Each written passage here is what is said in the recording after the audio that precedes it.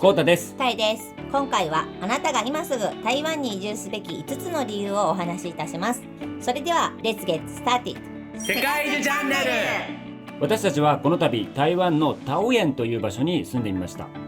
ここは台北市から車だと40分から1時間、そして、タオユン空港というねでかい国際空港があって、多くの方がそこから入国されるというような空港があります。人口は約230万人、結構大きな名古屋と同じぐらいのね町になっております。でここに住んでみた感想は、他の国に比べて圧倒的に日本人が住みやすいということがあったので、ぜひねご紹介したいと思います。チャンネル登録お願いします。まず第一のメリットとして挙げられるのが、日本と変わらない便利さです。日本人が慣れ親しんだ環境やサービスが台湾にも同じようにあります。例えばマクドナルド、吉野家、モスバーガーなどの日本でもおなじみのファーストフード店が街中に点在しています。セブンイレブンやファミリーマートといったチェーン店は台湾中に根付いており、日常生活をストレスなく過ごすことができます。吉野家ほんまや、どこでもちゃんと吉があるやん。でも閉まってない、まだ開いてないだけ。ああ、前スタバや。何この豪華スタバ。これすごい豪華じゃない？わあ、おしゃれ。何これ、高級マンションじゃない？上いいやん。頑張ってるな日本の吉野家。価格どれぐらいかな。何これ、唐揚げメイン、唐揚げ丼、錦唐揚げって書いてある。600円ぐらい。唐揚げが一番人気なんやな。ダイソーに来ました。ちょっとお家借りてるお家がキッチンがないので食器がないんですよ。なので食器を買いたいなと思って、今からダイソーで食器を買いたいと思います。やばい、小泉工房みたいになってる。小泉工房みたいになってる。それってもいいだからあなた共感を覚えるんや。やばいやばい。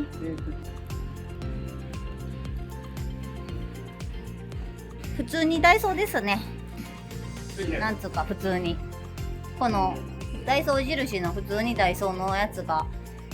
日本語のまま翻訳もされずに売られている。300円のやつは99、450円、まあ高いねやっぱ。450円ということで100均じゃないですね。100均ではないですね。もう100均を超える海外の100均はないという。日本の100均は超えれないという。どこもスーパーも街の至るところに日本と変わらない食品を手に入れることができます。タイミさん、我々結構このスーパー巡りというのがね、海外行ったら好きだね。楽しいね。でさらにね、スーパーもそうだし、街の露店でもそうだし、台湾バナナがね、めちゃくちゃ美味しいよね。めちゃくちゃ美味しいよね、これね。あれ本当に美味しくて衝撃受けたんだけど、もう普通に売っている、やっぱ本場なんやな。そう台湾バナナが日本で買うとちょっとフィリピンバナナより高くて、美味しいけれども、でも味はやっぱり台湾で食べるとやっぱ完熟されたねなんかバナナが出てるので、めちゃくちゃ美味しかったよね。めちゃくちゃうまい。さらにね、我々にとって重要なこのインターネット、これ非常に高速です。もしかしたらというか、日本より早い傾向にあります。ネット通販もとっても充実してます。日本でいうと楽天ですね。楽天も私も使って非常に便利だなと思いましたし、現地のものだったらショッピーとかいうね、これはシンガポールのメーカーですけど、そういった会社もあって、非常に充実して、もう買い物で困ることはまずないというのがこの台湾であります。次に台湾では日本語が非常によく通じるというのも大きな魅力です。実際台湾を訪れると、英語よりも日本語でコミュニケーションがスムーズに取れることが多々あります。これ結構本当にみんな日本語で話しかけてくれるよね。そう、日本人って分かったらみんな日本語でなんか話しかけてくれたりとか、嬉しそうにね。そう、もう普通になんだか、あなたどこから来たのみたいな感じで、もうちょっといけるよね。結構深い日本語の会話ができるっていうのがこの特徴かなと。そうやね、結構いるね、そういう方々が。すごいね、イケメンの兄さんです。イケメン通じる。痛いない。痛い。今痛いしさい。はい、大丈夫。大丈夫？痛い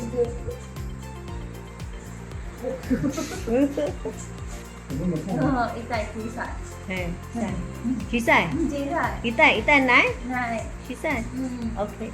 で、さらにねこの看板のメニュー、漢字でなんとなく意味がわかるっていうのが結構特徴というか、我々にとっては嬉しいというか、これ薬局だなとか、そうそうそうお医者さんだなとか、はい飲食店だなとか、そ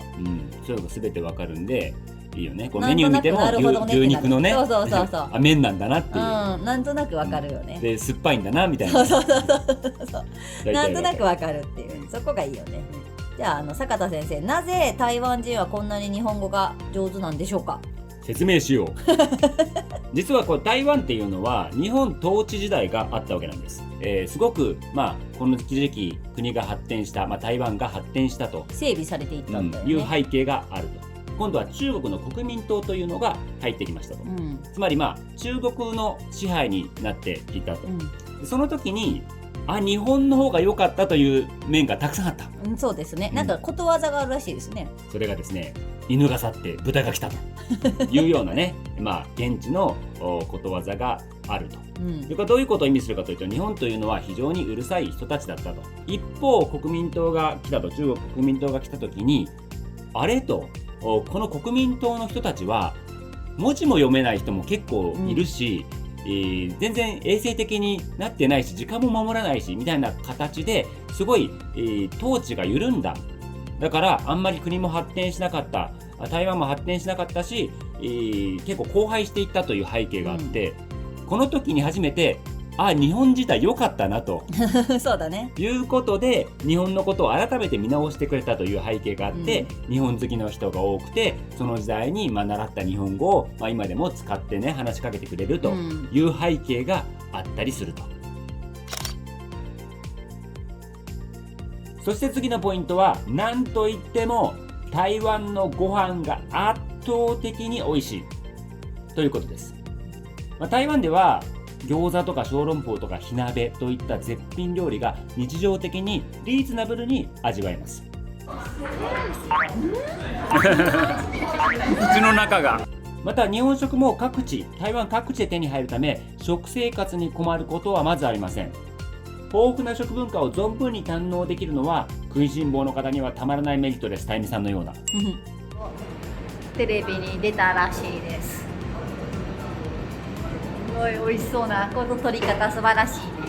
こう撮らなあかんね。でさらに言うとですね、台湾は人口の 15% 程度がベジタリアンと言われています。だから粗食という書かれたベジタリアンのお店やお弁当屋さんがたくさんあります。だからもしあなたがサラダを取りたい、野菜を多く取りたいと思ったら、この粗食って書かれたお店に行くとベジタリアン料理が楽しめるということになります。これはレモングラス。レモングラス黒胡椒。胡椒の何かわからない。ここビーガンでしょ？そう、ビーガンです。多分豆腐的な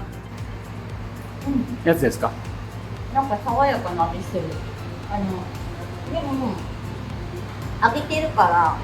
初っぽい雰囲気してる。あとね、野菜がいっぱい入ってて、おひたしみたいなやつとか、なんかほら、野菜が結構入ってる。もうもはやこれは肉なんではないかっていうぐらいの味になっていて、すごいレベルの高いベジ弁当。ちなみに弁当の漢字がなんか弁っていう字がちょっと面白いね。弁が大弁の弁に富ですね。そうで、富という字がたくさんあって看板だ。便秘とかの何かなかなとか最初思ったんやけど、明らかに食事のところに書いてあって、なんやこれはってなって、弁当っていう字がなんか独特で、おーっていう感じだったね。4つ目のメリットはエモいです。台湾の街並みはどこかノスタルジックで、何とも言えない居心地の良さを感じます。古き良き時代を感じさせる建物や看板が多く、日本の昭和時代を思わせる雰囲気があります。でこれね、我々街をよく散歩していたわけなんですけど、街の至るところにまずこの廟というね、以前の動画でご紹介した道教の寺院があってね、最初は仏教寺院やとかで思ってたけどね、地元の人に聞いたら、いや違うよと、これは道教の寺院なんだよと、いっぱいあるよね、うんうん、すごい数。しかもそれがね、なんかこの敷地内に入った途端、なんか結界が張られてるかのような神聖さ、なんかね、なんとも言えない心地よさというか、なんというかこう神聖な、そこをぜひね行っていただいて、なんかね、お参りするのはすごくいいかなというふうに思います。あとはですね、この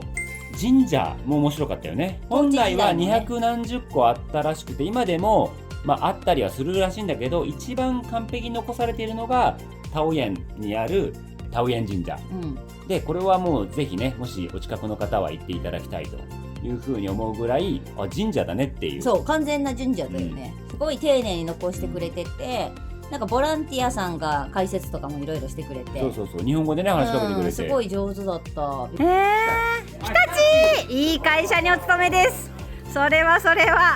大企業、大企業でございます。ボランティアででもこうやってすごいありがたい。シェイシェイシェイシェイ。仕事は全部オンラインでできるから、どこに住んでもいいので、好きなところに住んでるって感じで、今回は台湾好きだから来たっていう。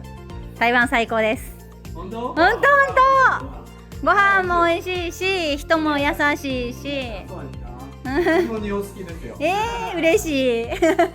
台湾はなんか神社はもうそれこそ観光スポットって感じになってるから、別にそこでお祈りするとかそんな感じのなんか神聖にやるみたいな雰囲気ではなく、結構どっちかというとちょっとお祭り騒ぎというかさ、いろんなお店も出てたり、なんか映えスポット大量に作っててめっちゃ可愛い雰囲気漂ってたし、敷地内になんか猫ちゃんがいるお店あったりとか、なんかいろいろとちょっとなんか面白い作りになってたっていうか、めっちゃ可愛いにゃんこまでいます。ここはやばいです。最高のスポットかもしれません。かわいい。また台湾には温泉やマッサージ店もたくさんあり、日本とは違った癒しを感じられるスポットがたくさんあります。はい、ここでお話ししておきたいのがタオイエンの伝説のマッサージ師についてダミさんの経験をお話しいただきたいんですが、私なんか飛行機のこう長時間乗った後、背中がなんか急に痛くなりだして、でなんかもう本当にちょっとした感じでも痛いって感じで、寝る時も痛いみたいな、結構ひどくなって、でもうこれは現地でなんか整体行くしかないと思って、で初めてなんかもう地元の本当にローカルの整体師さんのところに行って、なんか出てきたおじさんも、なんだろう、白いシャツ着て、ちょっとなんだろう、普通の台湾のおじさんみたいな、街にどこにでもいるおじさんみたいな感じで来て、こう適切に施術をしてくれて、でなんか首ボキボキみたいなやつもやってくれたんやけど、なんか後なんかすごい吸って背中良くなって、めっちゃすごいやんってなって、シップ3枚くれて帰ったっていう、値段も施術時間15分とか15分ぐらいね、だからもう高速で回転させてるんだよね。はい次みたいな感じで、値段も300何やっけ、台湾ドル、そうだから1200円ぐらい、っていう安くて、で2回ぐらい通ったんやけど、すごいちょっとそこでかなり良くなったっていう、行くたびにね改善したというね、本当にありがたい感じで、なんかカリスマ整体師がこんなところにおるんかって感じでした。なんかこの県もそうだし、やはり東洋医学に関してはかなり進んでるというか、伝統医療がすごい根付いてるなっていうのがあって、いろいろ漢方系ねお店もたくさんあったし、いっぱいある、そういった施術のお店もたくさんあるんで、ぜひそれもね行っていただきたいなというふうに思います。はい。で最後にこれやはり絶対にお伝えしたいことが台湾人の優しさで、台湾の方々っていうのは本当に日本の文化を愛してくれていて、で困った時には本当に親切に声かけてくれたりと、日々の生活でその優しさを肌で感じることができました。時には見ず知らずの人が肉まんをおごってくれることもありました。この件に関してはね、ぜひ動画にしているのでぜひそちらもご覧ください。で我々としてはね、このタオイエン駅、最初一番タオイエン空港に降り立って、着いたぞって言って荷物がたくさん持ってるわけです。そう空港から頑張って、だけどその時まだ携帯の SIM を契約してなかったので、ネットが繋がらへんくって、でその駅にもネットがなくて、やばいこれどうしようって思って、もうその辺にいるタクシー捕まえるしかないよねってなったよね。でタクシーがいるなっていうところまで行ったんやけど、そもそもどうやって伝えようみたいな、てんやわんやしながら、ちょっと戸惑っていたら、日本語でね。そう若い男性が25歳ぐらいじゃないかな。そうやんな、日本語で日本人ですかって言われて、で何かお困りですかみたいなこと言ってくれて、みたいな、困ってるみたいな感じで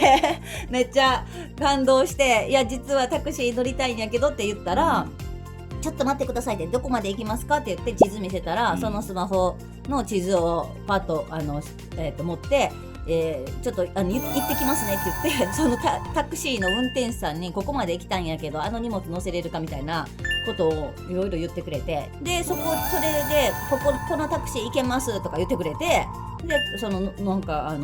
無事乗れるようになって、その人はもうさっそうとなんか本当にありがとうございますみたいな、助かりましたって言ったら、いえいえってではみたいな感じでめっちゃ爽やかに去っていって、なんやこの親切さはみたいな。